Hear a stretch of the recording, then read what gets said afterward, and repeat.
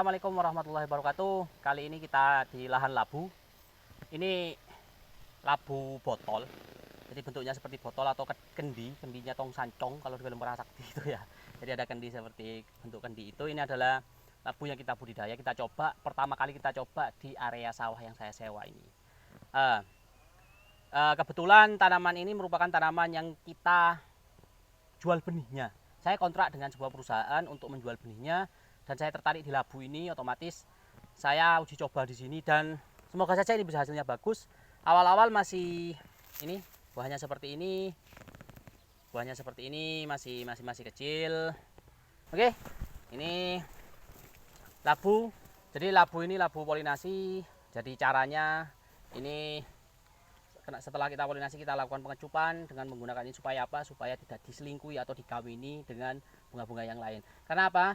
Supaya menjaga kualitas benih ini supaya masuk dalam standarisasi perusahaan, maka harus betul-betul terjaga tidak terkawini dari bunga labu yang lain, bahkan dari bunga labu sebelahnya. Jadi ini tanaman ini hanya real kawin dengan satu tanaman saja seperti itu. Jadi bunga jantannya kita ambil dari sini, bunga betinanya di sini, kita kawinkan dan kita beri tanda benang merah seperti ini.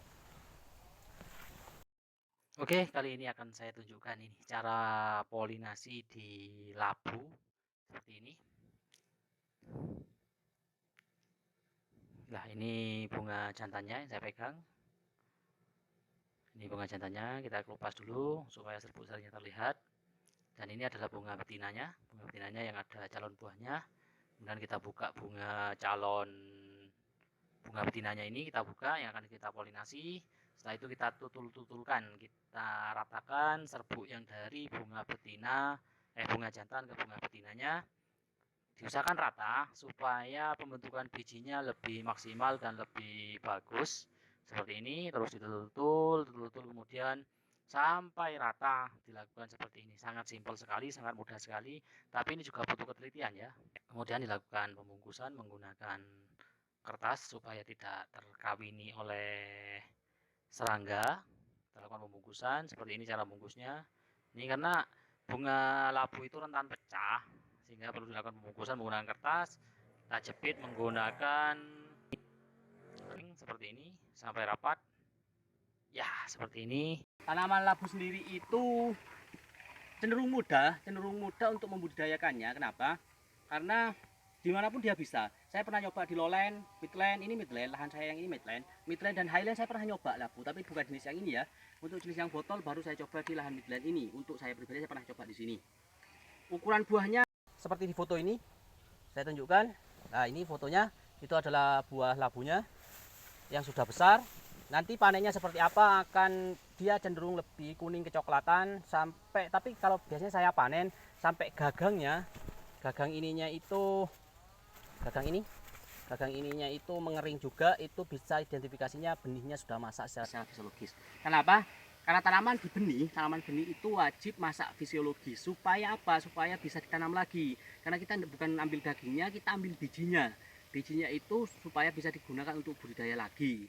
Jadi maka wajib kalau di tanaman yang kita gunakan khusus untuk produksi benih, maka harus masak fisiologis. Tanda-tandanya kalau untuk labu botol ini itu sampai tangkai buahnya ini mengering.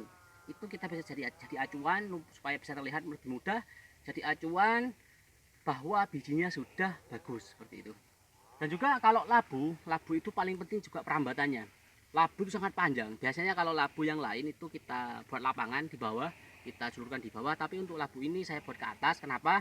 Karena informasi yang saya dapatkan, labu ini tidak tahan terhadap air yang terlalu banyak atau air menggenang. Kalau lapangan kan biasanya cenderung akan air menggenang. Itu resiko untuk busuk lebih besar. Maka digunakanlah sistem lanjaran seperti ini. Dan ini bisa dilihat tanamannya single, tanaman ini single, tidak double. Kenapa saya pilih single? Satu, supaya waktu polinasi, waktu mengawinkan bunga jantan ke betinanya itu lebih mudah. Supaya apa? Rambatannya tidak saling bersaliban, supaya tidak sulit mencarinya, dan kemungkinan error dari pengawinan itu lebih kecil. Tuh, makanya saya buat single. Dan ternyata single ini awalnya bukan saya aplikasikan di labu, awalnya saya coba di timun sama timun polinasian, ternyata hasilnya memang bagus untuk yang single. Daya jadi buahnya bagus, bijinya juga banyak, bernas juga. Itu. Ini juga rekomendasi untuk para petani yang mau tanam tanaman semisal labu, timun, bisa kita single atau sendiri. Dan biasanya double itu. Satu gulut lah, kita sebut gulut, itu ada 2. Ini kita buat single dan jarak tanamnya kita tetap gunakan 50 cm antar tanamannya. Jarak antar barisnya kita gunakan kurang lebih 70 cm. Itu bagus sekali untuk pertumbuhan tanamannya. Dan dalam perawatannya, segi perawatannya lebih mudah yang single. Kenapa? Karena tanamannya ini tidak terlalu rapat, akhirnya sirkulasi udara yang ada di tanah itu lebih mudah, bagus alirannya seperti itu. Jadi hama, penyakit tidak parah dalam serangannya itu. Dan rekomendasi juga untuk tanaman single, penanaman dengan jenis single ini saya rekomendasikan pada musim hujan. Kenapa? Di musim hujan itu kalau double tanaman rimbun, lembab, maka penyakit akan mudah masuk.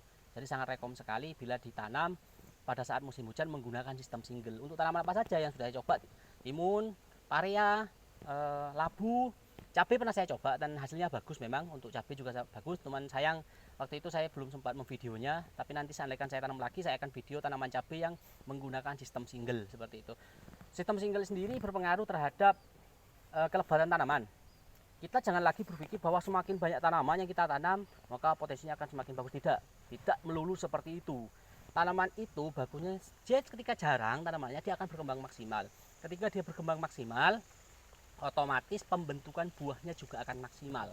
Jadi sistem tanam single ini saya rekomendasikan untuk seluruh petani yang ada di Indonesia. Tuh. Tapi kalau untuk di musim panas, apa tetap bagus? Tetap bagus, tetap bagus. Tapi dibuat double pun kalau musim panas masih lumayan lah, karena sirkulasi udara bagus dan airnya tidak terlalu banyak sehingga aman lah, aman, tidak terlalu lembab. Tapi kalau di musim hujan otomatis kelembapannya akan sangat tinggi, maka rekomendasi sekali menggunakan tanaman metode single seperti ini. Oke, terima kasih. Ini sementara video labu yang bisa saya jelaskan terhadap jenengan para petani Indonesia. Ini bisa jadi rekomendasi. Silahkan bila ada pertanyaan, bila tertarik untuk budidaya labu ini silahkan komen, like, dan subscribe. Tapi utamanya komen. Nanti kita akan jawab komenan Anda dengan membuat video baru atau kita jawab langsung di komenan saja seperti itu. Terima kasih. Salam petani Indonesia, salam petani cerdas by channel Sarjana Tani Indonesia. Sukses untuk kita semua. Assalamualaikum warahmatullahi wabarakatuh.